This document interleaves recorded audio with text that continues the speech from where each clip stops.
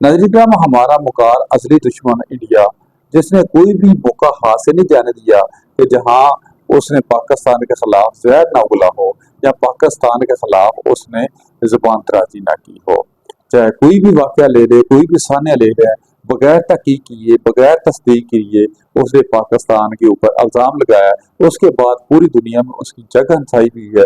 लेकिन ऐसा बेहिस दुश्मन मैंने कभी नहीं देखा जिसने बगैर किसी तहकीक के, बगैर किसी तस्दीक के इल्जाम लगाकर कुछ साबित किया हो कि पाकिस्तान का ये जुर्म है या पाकिस्तान ने इसके ऊपर कोई अटैक किया है या पाकिस्तान ने इसकी सलामती के खिलाफ कोई कदम उठाया है।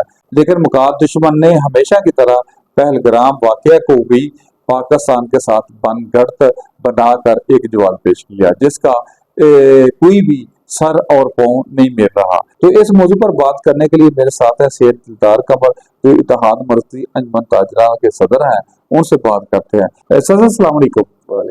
बहुत शुक्रिया आपने टाइम दिया। सदर साहब, हमारा पड़ोसी हमेशा से एक मुकाराना सोच रखता है, मुकाराना सोच के जरिए पाकिस्तान को वो टारगेट करना चाहता है। लेकिन पाकिस्तान ने हमेशा खैर सगाली का पैगाम दिया, मोहब्बत का पैगाम दिया, इखलाक का पैगाम दिया, लेकिन वो इस जबान को नहीं समझ रहा, इस हमारी मोहब्बत को कमजोरी समझ रहा है। आप इसके बारे में क्या कहेंगे?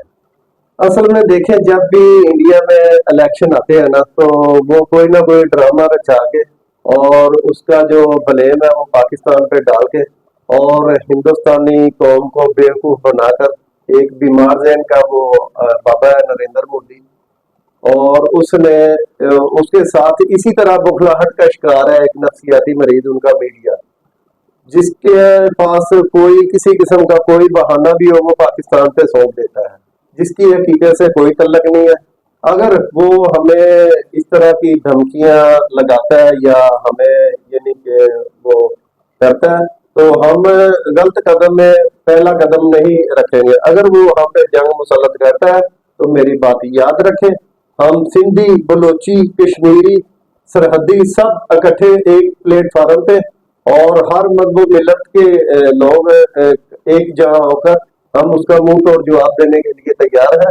वो ये ना समझे कि शायद अल्हम्दुलिल्लाह हम एक एटमी कुव्वत है, ये मुसलमान दुनिया में अल्हम्दुलिल्लाह पाकिस्तान पहला इस्लामी मुल्क है जो एटमी ताकत है, और हमारे पास अल्हम्दुलिल्लाह हर तरह की सलाहियत मौजूद है कि हम वो जिस शक्ल में भी आएगा उसे मुंह तोड़ जवाब देने के लिए हम तैयार हैं। पहलगाम का जो वाकया हुआ है, ये पाकिस्तान के ऊपर क्यों ठोसना चाहता है?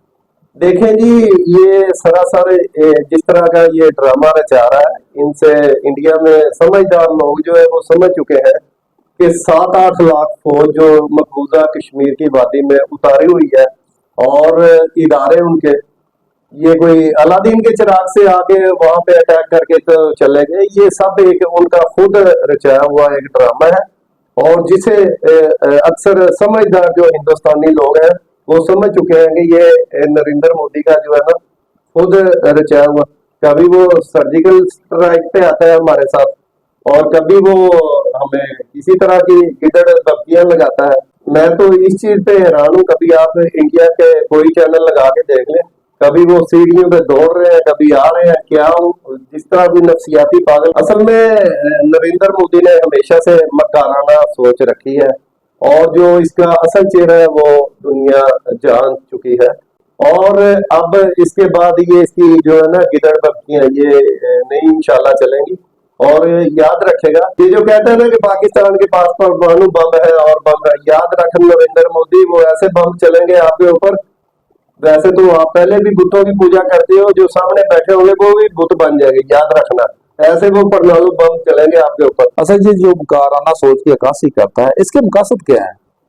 असल में ये पहले भी मकबूजा कश्मीर में मुसलमानों पे जुल्म करते आए हैं और अब भी कर रहे हैं, और इसका बहाना बनाकर और भी मुसलमानों को वहां पे तंग किया जा रहा है, और हिंदुस्तान में रहने वाले मुसलमानों को भी उनका घेरा तंग किया जा रहा है। मगर ये मैं कोई इनकलाब देख रहा हूँ, इंशाल्लाह ऐसा इनकलाब आएगा, इसकी सात नस्लें भी याद करेंगी। बहुत शुक्रिया।